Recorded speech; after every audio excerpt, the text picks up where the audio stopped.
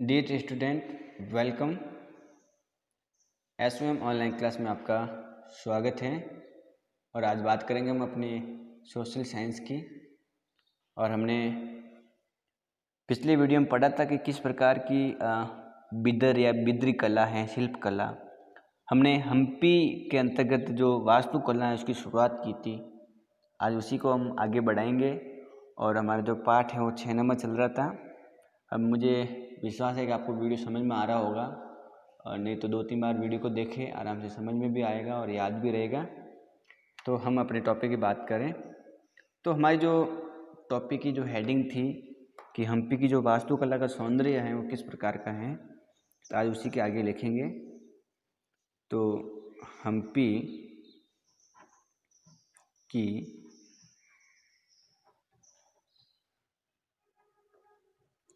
वास्तुकला का सौंदर्य, ठीक है। तो हमने पिछले वीडियो में पढ़ा था कि वहाँ पर जो विजयनगर है, जो इसका विजयनगर का प्रमुख केंद्र था, हम्पी की कंडीशन की बात की थी जो कर्नाटक में है, ठीक है। तो हमने ये पढ़ा कि विजयनगर की स्थापना किसने की, वहाँ की जो दीवारें हैं वो किस प्रकार की बनी हुई थी, ठीक है। वहाँ पर और जो भवन है उनके ऊपर क्या डिजाइन थी, मेहराब और गुंबद के बारे में पढ़ा था। हाँ, खूब सारे ऐसे कमरे बने हुए हैं जो स्तंभ के ऊपर थे, ये भी ध्यान रखना है। अब जो कमरे बने हुए हैं उनके अंदर जो स्तंभ हैं, उन स्तंभों के अंतर्गत आले बने हुए हैं, और आले बनते हैं आपको पता है मूर्तियों को रखने के लिए, ठीक है। तो ये बात आपको ध्यान में रखनी है। इसके अलावा जो महल है उनके आसपास में बढ़िया ढंग से बाग बगीचे भी थे, ये भी ध्यान रखना है। तो वहाँ लिखना है आगे कि वहाँ सुनियोजित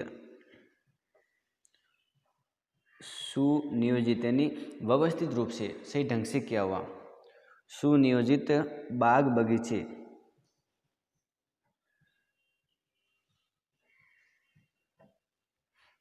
बगीचे भी थे, ठीक है। लेकिन इसमें आपको ध्यान रखना है, इसमें अलग अलग प्रकार की आकृतियाँ थी जिनमें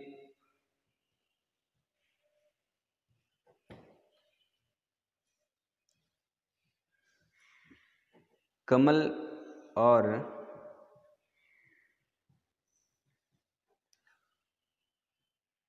टोडो की आकृति वाले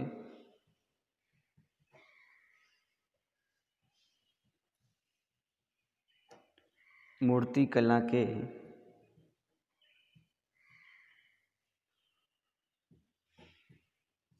नमूने थे, ठीक है। मतलब कमल की आकृति बनी हुई थी बाग बगीचों में, अलग अलग प्रकार की मूर्ति कला के, ठीक है। और टोडो दरअसल आपको पता होना चाहिए, जो जानवर की आकृतियाँ होती है दीवारों पर जो हम बनाते हैं, जानवर की आकृतियाँ किसी चीज़ से, पत्ती से, फूलों से उसमें मिला करके, इस प्रकार से जो हाथी की आकृतियाँ हो, आपस में हाथी बने हुए हो, इस प्रकार की आकृतियाँ भी हमें नज़र आती है जब हम गेट के बाहर बनाते हैं ना, प्रवेश से पहले हमारे जैसे 2 हाथी आपस में टच हैं, इस प्रकार की जो आकृति हैं वो टोडो की आकृति होती हैं। तो उसके नमूने, उसकी मूर्ति कला के नमूने वहाँ पर हमको दिखाई देते हैं, ये भी ध्यान रखना है। तो हम बात हम्पी भी कर रहे हैं, तो हम्पी कला के अंदर तो भी विकसित था, और इसके अलावा वो खुद एक वाणिज्यिक और व्यापारिक केंद्र था, ये भी ध्यान रखना चाहिए हमें। और वहाँ हर प्रकार की गतिविधियाँ होती थी, वहाँ पर सांस्कृतिक गतिविधियाँ भी होती थी, व्यापारों का आना जाना होता था, ठीक है। तो ये भी ध्यान रखना है। और अगर हम उन पुराने समय की बात करें तो हम्पी के अंदर आपको ध्यान रखना है कि अनेक लोग वहाँ पर व्यापारी लोग हुए, वहाँ पर जमघट लगा रहते थे, एजेंट है वो सब वहाँ पर इकट्ठे होते हैं, ये भी ध्यान रखना है। तो लिखना है आपको कि हम्पी के बाज़ारों में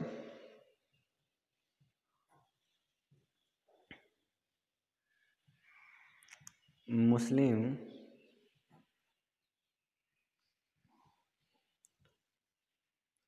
सौदागरों, ठीक है, सौदागरों का मतलब होता है सौदा करने वाले, कि इसका इतना रुपया होगा, इसकी इतनी कीमत होगी। इसके अलावा जो चेट्यार हैं, इनको चेट्टियो कहते हैं, और पुर्तगाली, वहाँ पर पुर्तगाली थे सबसे पहले। तो पुर्तगालियों का जैसे यूरोपीय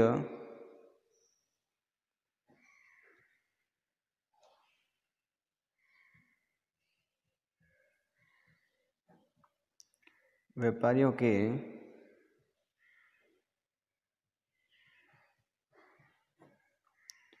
एजेंटों का जमघट लगा रहता था।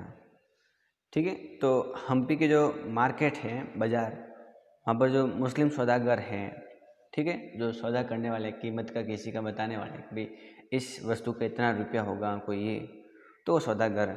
इसके अलावा जो चेट्यार हैं, दक्षिण भारत में आपको पता होना चाहिए कि जो व्यापार करने का जो प्रमुख समुदाय है, आपको ये समझना है कि जैसे दक्षिण भारत में है, तो दक्षिण भारत में जो व्यापारी लोग हैं, जो व्यापार करने का एक समुदाय है, ऐसा समुदाय जो व्यापार करता है, उस समुदाय का नाम है चेट्यार।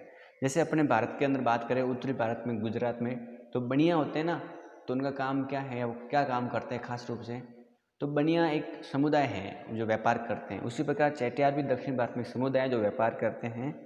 इसके अलावा जो पुर्तगाली हैं वो भी व्यापार करते हैं। तो इनका वहाँ पर इस हम्पी के अंदर जो एजेंट हैं व्यापारियों के, वो वहाँ पर आते रहते हैं, उनका भीड़ बनी रहती है, जमघट लगा रहता है। जमघट का मतलब ये होता है कि वहाँ पर आते रहते हैं, उनका पूरा एक भीड़ भाड़ बनी रहती है। इस प्रकार की ये चीज़ें हमको वहाँ दिखाई देती हैं, ये भी ध्यान रखना है।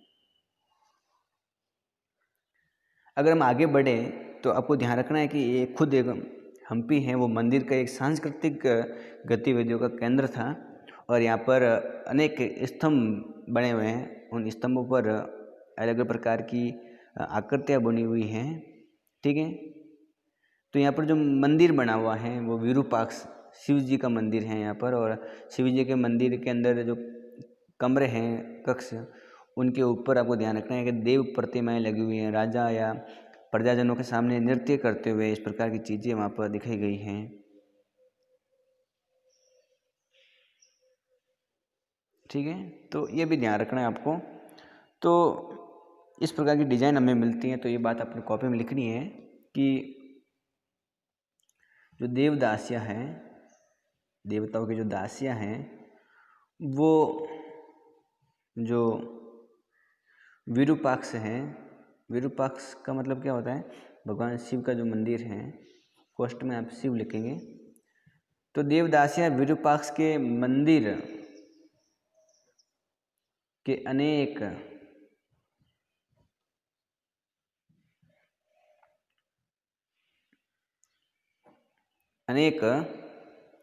स्तंभ वाले विशाल कक्षों में देव प्रतिमा या राजा तथा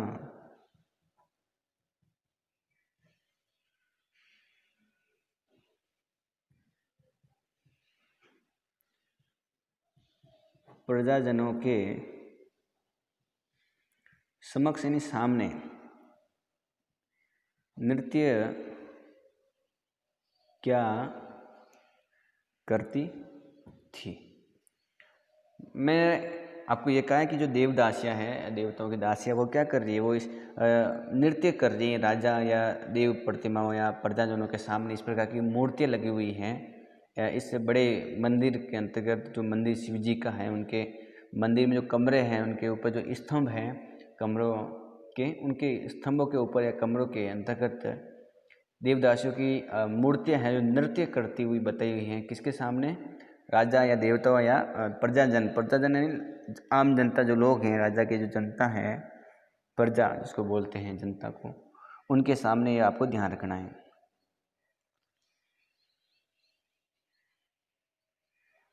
ठीक है, तो वहाँ पर इस प्रकार की भी सांस्कृतिक चीज़ें हैं। वहाँ पर अनेक प्रकार के त्यौहार भी मनाते हैं, जैसे अगर बात करें तो महानवमी वहाँ त्योहार मनाया जाता था। तो आप लिखेंगे कि महानवमी पर्व जो आज भी दक्षिण में, आज भी भारत के अंदर दक्षिण भारत में मनाया जाता है। तो आज दक्षिण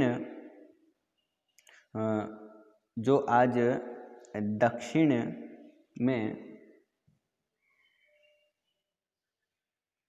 नवरात्रि पर्व कहलाता है। तो ये जो त्यौहार हैं जिसकी मैंने आपको बात की है, ये पुराने समय में वहाँ हम्पी में मनाते थे, जिनको महानवमी पर्व कहते थे। क्या कहते थे? महानवमी पर्व। तो ये जो महानवमी पर्व हैं जो आज भी दक्षिण भारत में मनाते हैं नवरात्रि पर्व के रूप में, वो उस समय हम्पी में भी मनाते थे। तो हमें याद रखना चाहिए कि वहाँ पर भी किस प्रकार के त्यौहार मनाए जाते थे। तो हम इस बात को समझ सकते हैं कि ये एक बड़ा महत्वपूर्ण केंद्र है। ठीक है, तो ये बात आप ध्यान में रखेंगे, इसमें आपको कोई समस्या नहीं है।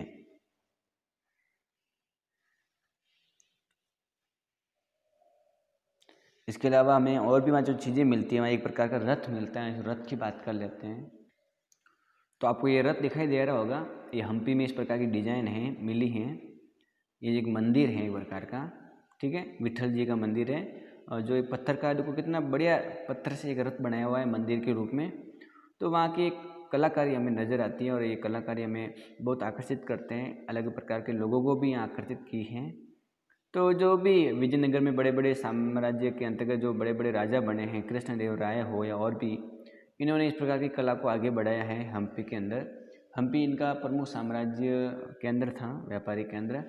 तो इसलिए इसको विकसित किया गया और आज भी ये इसके नमूने हमें नज़र आते हैं और हमें देखकर गर्व होता है कि इस प्रकार की डिजाइन जो प्राचीन समय में बनी थी वो कितनी सुंदर है।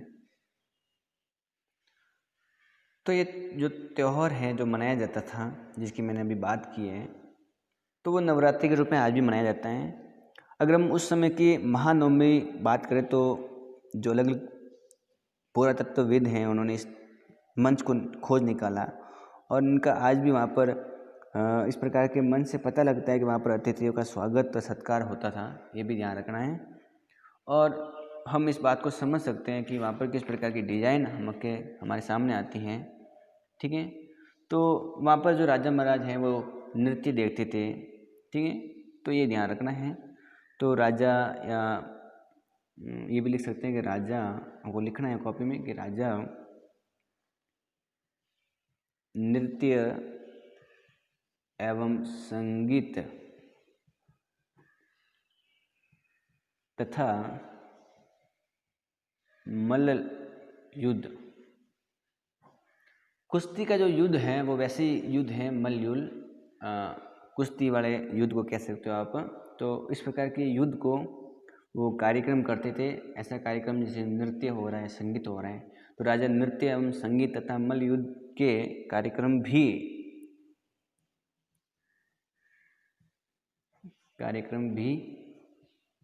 देखता था। ये भी ध्यान रखना है। इस प्रकार की जानकारी हमें मिलती है हम्पी के अंदर, जो हम इस बात को समझ सकते हैं किस प्रकार की उस समय सांस्कृतिक और पौराणिक रीति रिवाज और संस्कृति थी। ये ध्यान रखना है आपको। तो ये कला बढ़ती गई, लेकिन समय के साथ में परिवर्तन हुआ और 1565 के अंदर जो मुस्लिम रियासत है दक्षिण भारत के अंदर, जो सुल्तान है, उन्होंने सबने मिल करके विजयनगर को हरा दिया।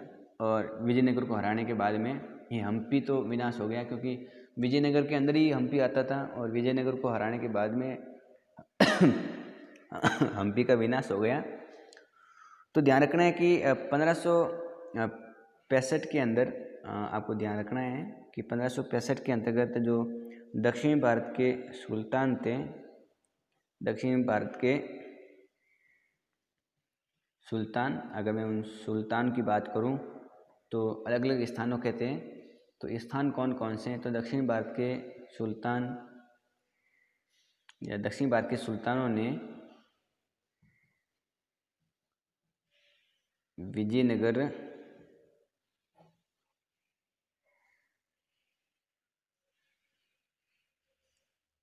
विजयनगर को हराकर